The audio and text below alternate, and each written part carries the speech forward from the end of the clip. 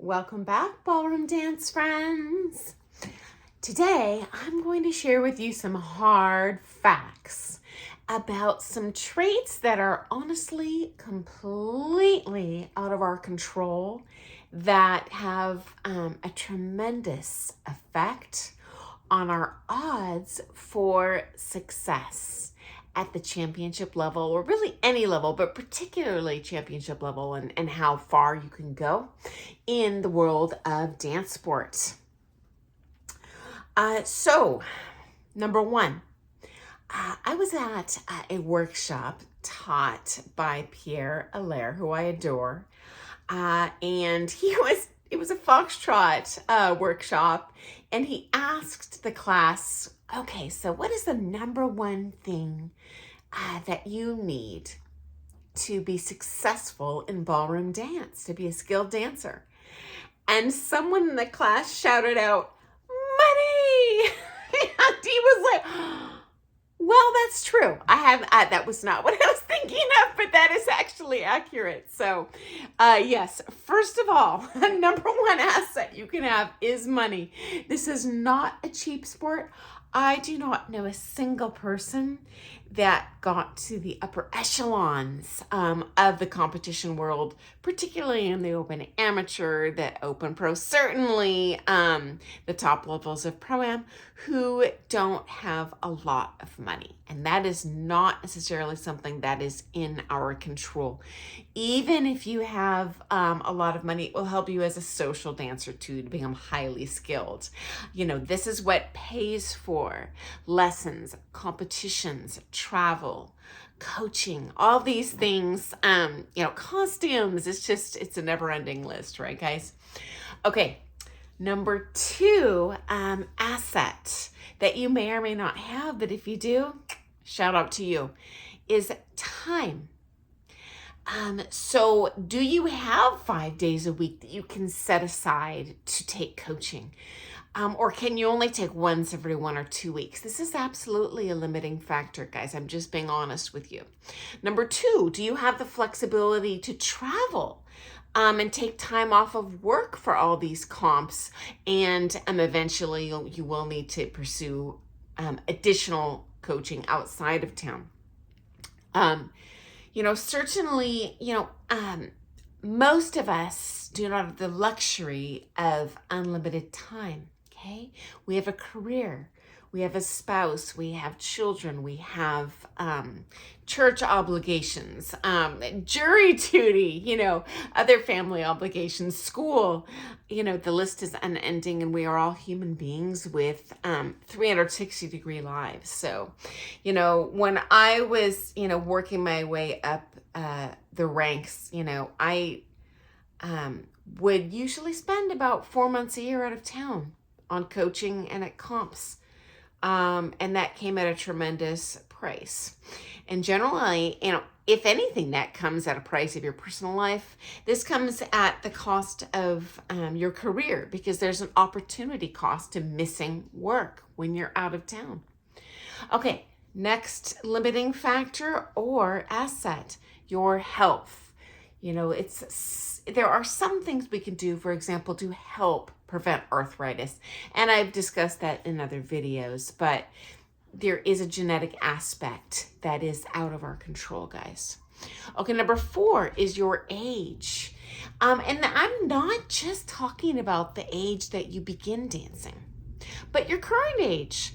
You know what? I'm an old fogey now in, championship level competition terms. I couldn't hold my own in the open pro. Even if you have the political access, the intellectual understanding of dance, you physically have to be able to do it at a hardcore athletic level. Okay, guys? Okay, next factor is just your location. Where do you live in the world? There are, I'll say, dance centers. If you happen to live in London, hey, lucky you. New York, there are some places where you're just going to have to spend less time and money traveling to get access to all the, best comps and the best coaching. And that's certainly a great asset if you happen to have that. Related to this, I have shared a little bit about, I'll call it dance deserts. There are places in the country or in the world where you just don't have a lot of ballroom dance options, or maybe there aren't any teachers in driving distance that would teach maybe international style. These things do happen. And it is, usually out of your control. Okay, next aspect, politics. And I do go into this in great depth in some other videos, and I'll post some more on that with interesting stories. But it's a reality, guys. Okay, next up, access to a partner. As I've shared in previous partner videos, in terms of your beginning levels of your career, their current level really doesn't matter. But if you do not have access to someone, anyone, it's possible. Maybe you don't have access to an amateur partner. Maybe you don't have access to a pro partner if you're doing pro-am. I did find in my experience, once I turned pro, I had a lot more partner options, but maybe that's just me. But this is absolutely a limiting factor. What if you have crummy pros in your town and no amateur options? What are you going to do? It limits how far you're going to excel in competition, friends. Or even a partner that can, show up and practice and take as many lessons and financially commensurate with what your goals are. Okay, next up, your natural build. Okay, guys, so this is especially important once you get to the championship level and you're really pushing extraordinarily hard athletically. So if you're naturally slender, hey, lucky you. If you have a larger build, but it is naturally a lean muscular build, hey, lucky you. But not everyone is built that way, guys. And I have seen many people overcome what is their natural build by dieting to the extreme. But that's always a short-term fix, friends. I mean, and in my opinion, from what I've seen, I'm a bit of a set point theorist. Your body's going to want to be a certain way. And you can only overpower that by willpower, for so long. And sadly, I've even seen, really great pro competitors have to prematurely end their teaching career. I'm not talking about even competing, guys, just teaching.